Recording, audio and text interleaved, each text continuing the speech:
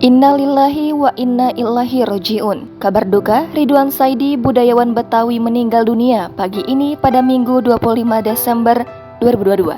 Penyebab Ridwan Saidi meninggal dunia diperkirakan lantaran mengalami pecah pembuluh darah pasca sempat dibawa ke rumah sakit untuk menjalani pengobatan. Ridwan Saidi merupakan seorang budayawan ternama Betawi yang acap kali muncul di layar kaca mengutarakan pendapatnya.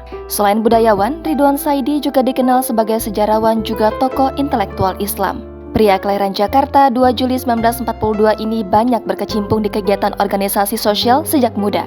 Pada tahun 1973 hingga 1975, Ridwan Saidi menjadi Sekretaris Jenderal Persatuan Mahasiswa Islam Asia Tenggara. Lantas pada tahun 1974 hingga 1976, Ridwan Saidi menjadi Ketua Umum PBHMI. Ridwan Saidi juga merupakan mantan anggota Dewan Perwakilan Rakyat. Mengutip Wikipedia, Ridwan Saidi menjadi anggota DPR RI fraksi Partai Persatuan Pembangunan atau P3 pada tahun 1977 hingga 1982 dan 1982 hingga 1987.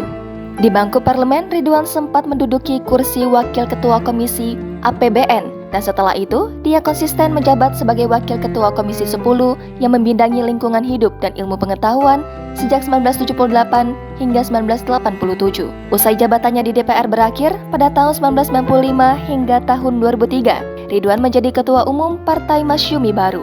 Ridwan juga pernah aktif dalam kegiatan Muktamar Rakyat Islam Sedunia di Irak pada tahun 1993. Selain itu, Ridwan Saidi juga pernah aktif pada Festival Budaya Babilonia atau Babylonian Cultural Festival di Irak pada tahun 1994. Pada tahun 2003, Ridwan Saidi kemudian menjadi Ketua Steering Komite Kongres Kebudayaan. Ia juga pernah menjadi Ketua Komite Waspada Komunisme dan menjadi Ketua dan pendiri Yayasan Renaissance pada tahun 2013. Jangan lupa subscribe, share, komen, dan like ya!